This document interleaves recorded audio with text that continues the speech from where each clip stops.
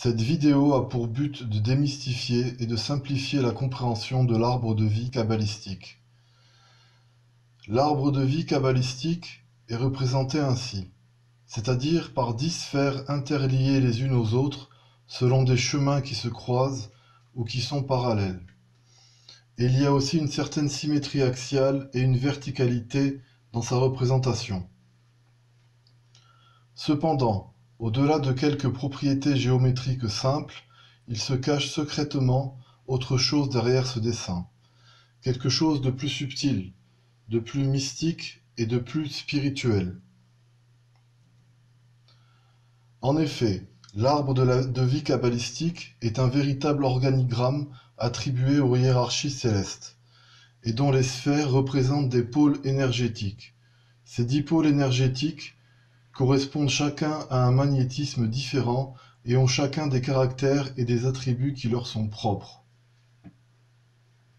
En clair, chaque rond symbolise un maître archange différent, et chaque trait entre ces 10 cercles représente un chemin, ou plutôt un cheminement, c'est-à-dire qu'il y a des routes différentes entre ces 10 pôles énergétiques qui sont interconnectés entre eux. D'autre part, l'arbre de la vie et de la connaissance, c'est aussi une sorte de mécanisme qui s'actionne pour animer notre vie, une sorte d'algorithme qui exécute telle ou telle fonction selon les diverses situations et les diverses circonstances qui forgent notre caractère, façonnent notre vie et conditionnent notre destin.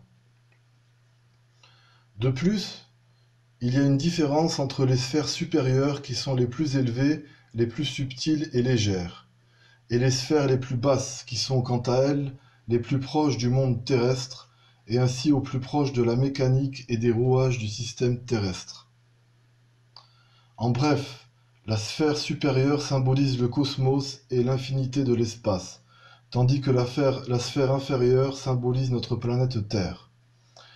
Et entre le cosmos et la Terre, on retrouve la majorité des planètes de notre système solaire, bien évidemment. De plus, il y a aussi un autre parallélisme qui est vraiment le plus intéressant et le plus utile pour le praticien. En effet, ces pôles symbolisent les centres énergétiques de l'être humain, c'est-à-dire les interconnexions entre nos centres énergétiques et le cheminement des flux vitaux, des flux d'énergie vitale qui animent notre corps et vivifient notre esprit. C'est ainsi qu'en s'exerçant à entrer en contact avec les maîtres archanges pour capter les émanations subtiles qu'ils véhiculent vers nous en réponse à nos prières, il devient totalement possible de recevoir divers bienfaits et maintes protections. Oui, grâce à des prières et des rituels de haute magie qui sont relativement simples à mettre en œuvre et qui consistent à s'adresser aux maîtres archanges et à leurs puissants anges servants,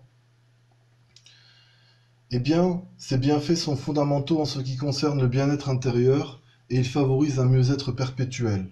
Car en se plaçant sous la protection des anges gardiens et de leurs maîtres archanges, nous vivons en accord avec nos plus réelles aspirations, pour réaliser au mieux l'accomplissement de notre destin et œuvrer à réussir notre plus réelle vocation, pour mener à bien notre vie.